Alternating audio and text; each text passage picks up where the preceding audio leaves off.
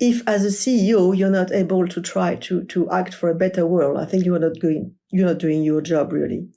Inspire, because if you can't be an inspiration for your team, it's very difficult to lead them, and make your company useful. So that's very important to me.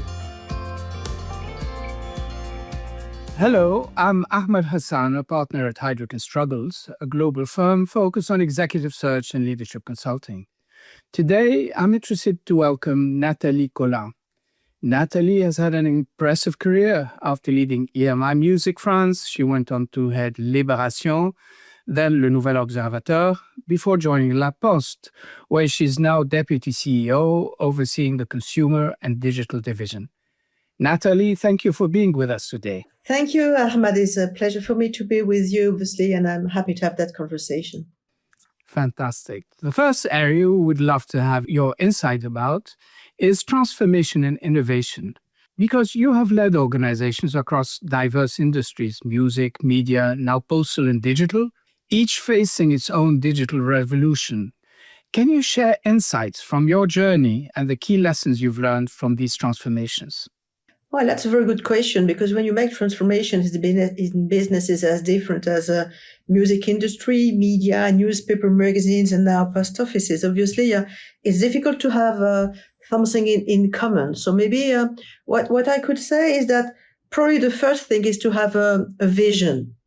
And the vision would be the goal, the aim of the journey really, is where you want to go, where you want to be in 10 years' time or something like that. And I think that's the most important.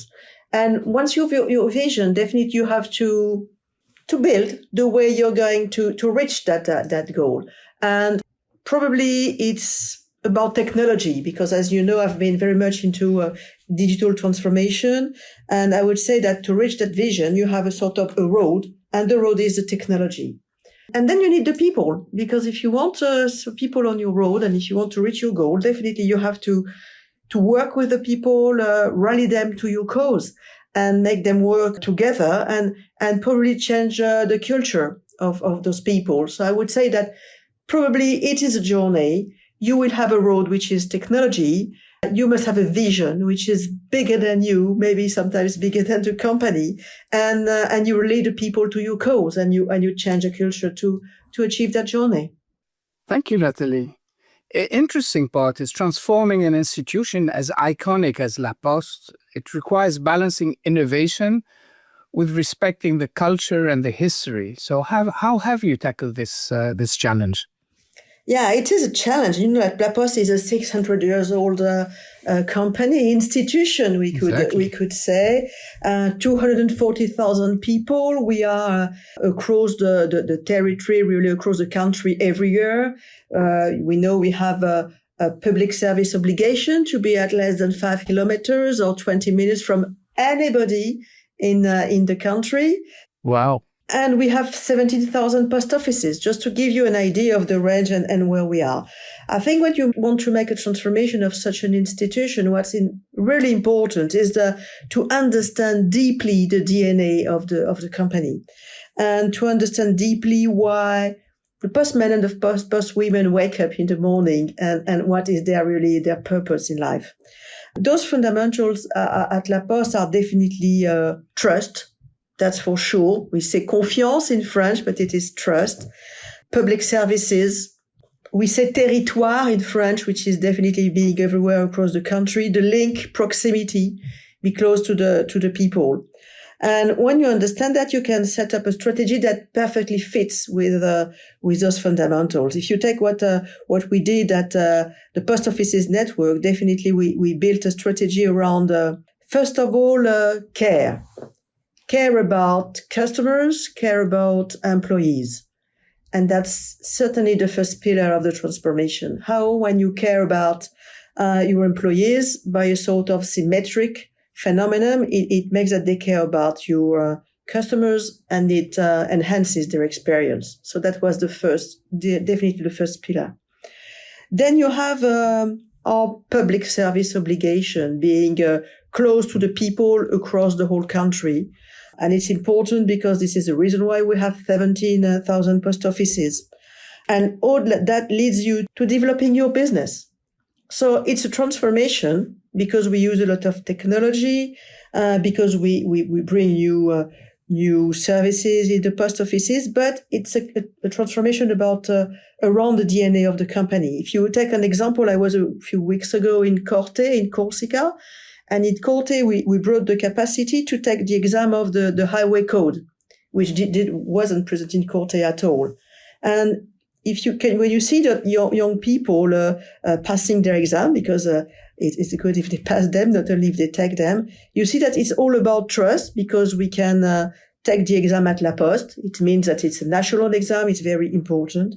It's all about proximity, because we bring a new service somewhere, and Corte is a very important city in Corsica, because it's where they have the university. So it's important to be able to pass to take the exam of highway code. And then it's a business. So it's development. So it's just an example, but with this example, you can see how it changes clearly the way you use the post office, for example. And if you take another example, it's how you change the culture of postmen and postwomen. We decided when we built the branch about all the post offices, we decided to give a smartphone to all postmen and postwomen. And it changes totally the gesture they have towards the customers, which means that, for example, now you have no more desk, more or less. They are in the commercial space, and they clearly do things with you, close to you, next to you, with their device. So this is a big change as well. So I think that it's all about being in line with your DNA, and then people come with you to the journey of transformation. These are excellent examples. Thank you. Can you share a little bit more about how you fostered this culture of innovation to overcome internal resistance? Many times people are resistant to change, to major transformations. Yeah, that's for sure. Resistance is a big issue, especially in a large company where you can imagine with 17,000 post offices. How can you clearly manage locally if you don't have managers who are locally empowered to do it? You can't control 17,000 post offices from Paris. You can't control 240,000 people from Paris, really. What is very important is to give them part of the power. It means that you embark them in the journey, you relay them to your purpose, and then you give them the power to do things locally. If I give you an example, we decided to have a diversification offer with many new products and corners in the post offices where we sell, for example, Asterix, but as well devices, telephones, and so on, and postcards and whatever. So this is a sort of national strategy. So it's in all post offices. But what we decided that part of this corner would be dedicated to local offers. For example, you can see a young boy buying Calisson in Aix-en-Provence if you go to the post office of Aix-en-Provence. And it's very interesting because by giving them the power, part of the power, you embark them in your move. And then they are much more motivated because, okay, they will sell you postcards or your devices or whatever, but they can decide locally that they want to sell Lavande if it's somewhere else, or Calisson or Bétis de Cambrai if you're in the north of France. And I think that's very interesting because you never get people as motivated as when they do it because they really feel it's important for them and it's their own decision. And I think that to be able to delegate part of the power on the ground in the post offices is one of the keys to embark the whole team. And as we move towards the topic of leadership, my main question is, what kind of leader are you? How do you define your leadership philosophy? How have you adapted it to companies you've led? That's very interesting. I think a leader is to be aspirational. And I think that's probably the most important. And you're aspirational only when you fight for something which is bigger than you. And I think that if you really want to be a leader, you must have inside yourself something that tells you that you have a purpose. This purpose is bigger than you, sometimes bigger than the company, and you fight for it. If you take, for example, the post offices network, it's interesting because it's clearly not only just postal services or bank or insurance services. It's how we are a way to be there for people who are left behind. And when you see the role of post offices, clearly we are everywhere in the country. We deal with all the social spectrum, across all the social spectrum. And we sit down with people, we help them step by step to fill in the unemployment office file, for example, or to find a password that they forgot. And we are clearly fighting against division of the society and at the first level, digital divide. We work on digital inclusion. Maybe you don't know it, but at La Poste, we train to use the digital tools more 2.2 million people a year. So it's very, very strong to be able to push back the feeling of being left behind, really. And this is a purpose. This is something that make all the postmen and postwomen to wake up in the morning and feel useful to the population and to the country. And when you lead your people to such a purpose, definitely you are a leader. And as a leader, how do you continue learning and staying ahead of the key industry trends? Are there any habits or resources you rely on? Yes, of course. I think it's both. You need resources, you need a strategic team, you need to read newspapers, books, and so on. So that's a large part of the job, of course, but everybody can do that. I think that you need as well to hire young people, because they will tell you how the world will be in 10 or 15 years or 20 years, and you don't know. Yes. And to listen to them. I think if we started listening to people, we would learn much more than in books, really. And we don't listen that much. Maybe people just listen to you in order to answer to you. I mean, deeply listening to people. And I think, and it's very, very important, you have to have a sort of what I call a helicopter approach, which means that you go up 6,000 feet and you understand the economics, the rationale of things, what happens in geopolitics and what Mr. Trump will do tomorrow. And it's not very stable, but at least you have an idea of what will happen tomorrow. But you must as well go on the ground and understand what the action is. And if I take you an example, I was this morning at the post office in La Trinité, and they told me, well, we're very happy because the number of customers who gets into the post office per day grew by 5% from last year, which is very good because, as you know, we have a decrease in mail and it's difficult to keep the same level of frequentation. And I said, okay, but how come you have this result where it's not the case everywhere?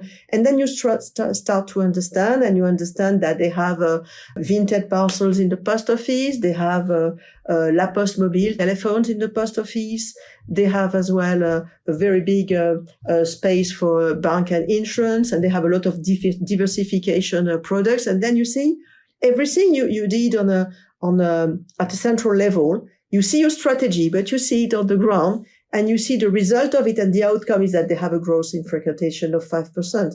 And I think this is what I call the helicopter view, and then the implementation, understanding in detail, being in the ground, understand what it means really on the ground. And Nathalie, we're hearing a lot regarding emerging technologies, especially AI, and how it will reshape companies, organizations. So in your view, should a CEO be well-versed in technology, or should it be more important to surround themselves with the right expertise? You must surround yourself with the right expertise. You must clearly hire the best people and have the best team and train your team. If you take AI, for example, at La Poste, 100,000 people have been trained to AI. So it's huge. And everybody will be trained to AI within the next 3 years.